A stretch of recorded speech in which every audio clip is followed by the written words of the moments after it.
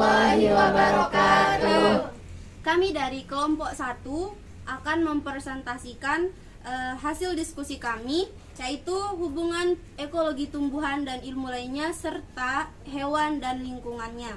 Nah, yang pertama itu kan ada hewan dan lingkungannya. Nah, hewan ini kan kalau di ekologi ya secara taksonominya itu ada ekologi tumbuhan, ada ekologi hewan, dan ada ekologi manusia. Nah, yang akan kita bahas di sini itu ada ekologi hewan. Nah, ekologi hewan ini merupakan suatu cabang biologi yang khusus mempelajari tentang interaksi antara hewan dengan lingkungannya, serta baik lingkungan biotik maupun abiotik. Nah, berdasarkan kemampuan dalam memanfaatkan suhu tubuhnya itu, hewan dibagi menjadi 2. Nah, yang pertama itu ada hewan poikiloterm, dan yang kedua itu ada hewan homeoterm. Nah, yang pertama, hewan poikiloterm ini itu biasa kita sebut dengan hewan berdarah dingin. Nah, kenapa bisa disebut dengan hewan berdarah dingin? Itu karena suhu tubuhnya itu tidak konstan atau sering berubah-ubah sesuai dengan lingkungannya. Contohnya itu pada kelompok hewan reptil, aves, amfibi, dan sebagian juga di mamalia. Nah, terus yang kedua itu ada hewan homeoterm. Nah, hewan homeoterm ini itu biasa kita sebut dengan hewan berdarah panas. Nah, atau hewan yang mengatur reproduksi panas dari dalam tubuhnya itu untuk mengkonstankan suhu tubuhnya, misalkan pada aves dan mamalia. Nah, contohnya misalkan contoh pada hewan homeoterm ini, pada contohnya secara spesifiknya itu pada kelas mamalia ya. Contohnya itu onta. Misalkan di onta kan biasanya itu hidup di gurun kan, di gurun pasir. Misalkan suhu di gurun pasirnya itu sekitaran 50 derajat Celcius atau 50 ke atas lah gitu. Terus suhu tubuh onta itu kita ibaratkan 35 derajat. Nah, suhu lingkungan sama suhu tubuhnya itu tidak akan berubah. Misalkan kalau ada peningkatan di suhu tubuhnya, di suhu lingkungannya itu secara otomatisnya itu suhu di tubuhnya itu nggak akan berubah, akan tetap dia konstan. Berbeda dengan suhu tubuh di hewan poikiloterm ini. Kalau di hewan poikiloterm ini itu akan menyesuaikan suhu tubuh dengan suhu lingkungannya. Contohnya misalkan kalau pada kelas reptil biasanya, pada kelas reptil contoh spesifiknya itu pada kadal. Nah, pada kadal kan biasanya itu hidup di tempat bebatuan atau di rerumputan kan biasanya. Misalkan kalau dia berpindah ke tempat yang agak lebih misalkan kadal ini berpindah ke tempat gurun misalnya. Kan gurun itu suhu lingkungannya itu kan agak panas. Misalkan kita ibaratkan lah gitu, suhu lingkungannya itu 50 derajat ke atas lah gitu. Terus dia berpindah tempat ke sana, ke gurun. Maka secara otomatis suhu tubuhnya itu akan menyesuaikan suhu lingkungan yang ada di sana, yang ada di gurun itu. Yang itu ada kondisi lingkungan dan sumber daya. Nah, kondisi lingkungan dan sumber daya ini merupakan faktor lingkungan abiotik yang keadaannya itu berbeda dan berubah-ubah sesuai dengan lingkungannya. Nah, sedangkan kalau di sumber daya ini itu merupakan segala sesuatu yang dikonsumsi oleh organisme yang dapat dibedakan atas materi, ruang ataupun tempat. Contoh pada sumber daya ini, misalkan contoh pada sumber daya alam misalnya. Sumber daya air ya. Sumber daya air itu kan biasanya sumber daya air itu kan tak terhingga. Terus contoh yang kedua itu ada di sumber daya tambang. Ya, bisa di sumber daya Udara. Iya, udara juga tak terhingga. Matahari. Ya. Sinar. selanjutnya akan Nah, mungkin cuma itu yang bisa dibahas tentang hewan dan lingkungannya ini. Selanjutnya akan disampaikan materi kedua, yaitu tentang hubungan ekologi tumbuhan dan ilmu-ilmu lainnya. Oke, teman-teman, kita lanjut ya ke pembahasan, yaitu hubungan ilmu ekologi tumbuhan dengan ilmu lainnya. Hubungan ilmu ekologi tumbuhan, contohnya di ilmu pengetahuan alam dan ilmu biologi lainnya. Jadi contoh dari ilmu pengetahuan alam yang pertama yaitu fisika. Bahwa fisika ini hubungannya dengan ekologi tumbuhan adalah kita bisa mengetahui bahwa di dalam lingkungan sebuah tumbuhan terdapat ekologi tumbuhan. Kita bisa mengetahui faktor-faktor daripada lingkungan tersebut. Contohnya seperti faktor tanah, yang ada yang tebal dan ada yang tidak tebal lah gitu. Yang kedua yaitu pada sinar matahari. Jadi itu hubungan antara fisika dengan ekologi tumbuhan. Kita bisa mengetahui faktor-faktor tanah yang di sekitar lingkungan tumbuhan tersebut.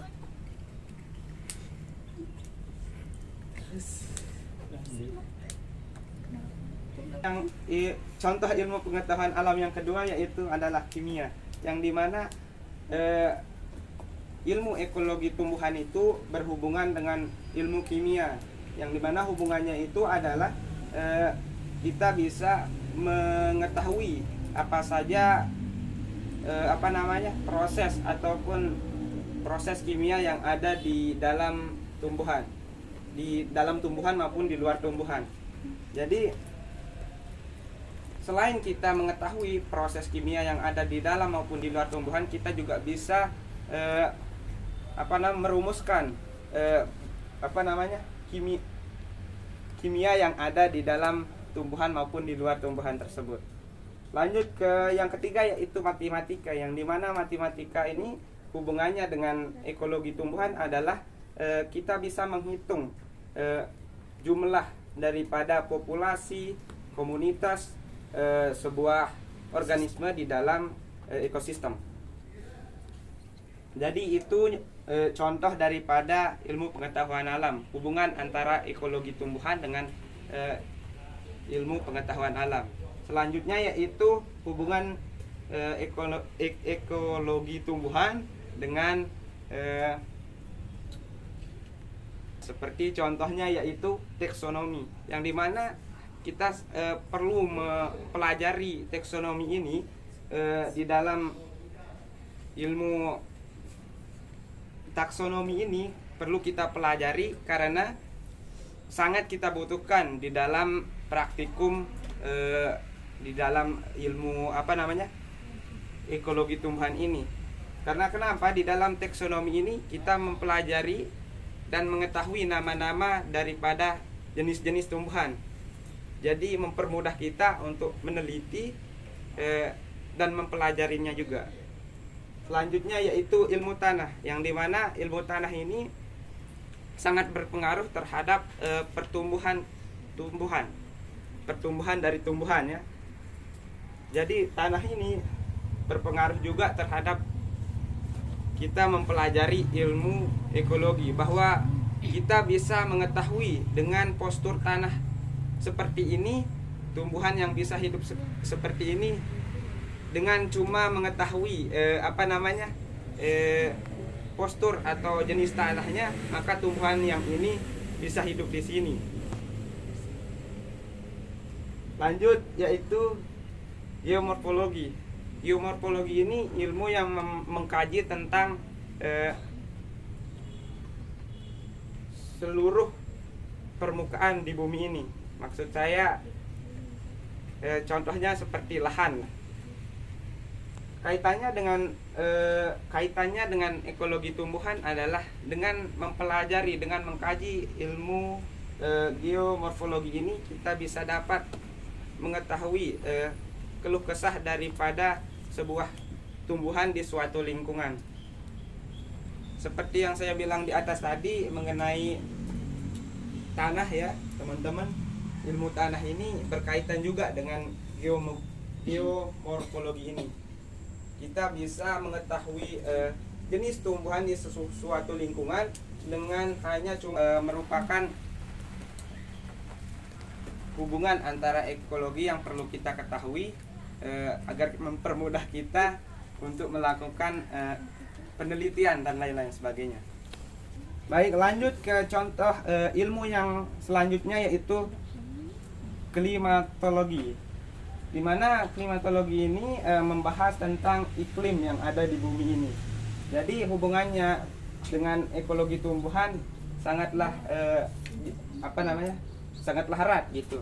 Yang dimana kita bisa mengetahui suasana di sebuah lingkungan itu dengan mempelajari klimatologi ini atau yang membahas tentang iklim ini. Jadi kita bisa mengetahui faktor suhu dari sebuah lingkungan tersebut dengan mempelajari klimatologi ini. Lanjut ke contoh yang terakhir, yaitu biogeografi, yang dimana biogeografi ini merupakan ilmu yang membahas tentang penyebaran, bisa dikatakan penyebaran tumbuhan di setiap wilayah yang ada di dunia ini. Contohnya seperti yang ada di Indonesia, penyebaran fauna, yang tumbuhan, flora ya, flora. Yang dimana penyebaran flora di Indonesia itu berada di 3 wilayah, digolong menjadi 3 wilayah, yaitu wilayah Indonesia bagian barat, wilayah Indonesia bagian tengah, dan wilayah Indonesia bagian timur. Di setiap wilayah-wilayah tersebut terdapat bermacam-macam jenis flora. Sekian dari jadi dengan habisnya materi sekian dari saya. Assalamualaikum warahmatullahi wabarakatuh. Waalaikumsalam warahmatullahi wabarakatuh. Kami tadi, siapa yang mungkin ada yang belum jelas, silahkan untuk ditanyakan.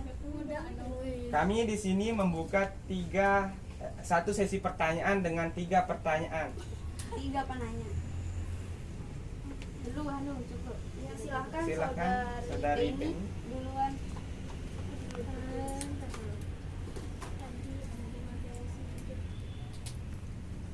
Tadi kan di materinya Titing yang mengenai hewan ya, hewan dan lingkungannya. Saya mau bertanya tadi di materi tentang suhu hewan poikiloteran atau ektotermi.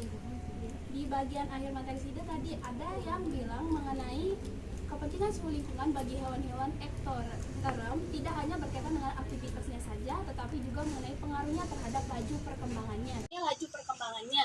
Nah, dalam hal laju perkembangan itu fisiknya atau bagaimana maksudnya dalam hal ini suhu itu aja ya di materi SIDA yang bagian ektoterm Laju perkembangan fisiknya dong. ya, itu maksudnya laju perkembangan dalam hal apa maksudnya gitu, bisa dijelaskan spesifiknya gitu.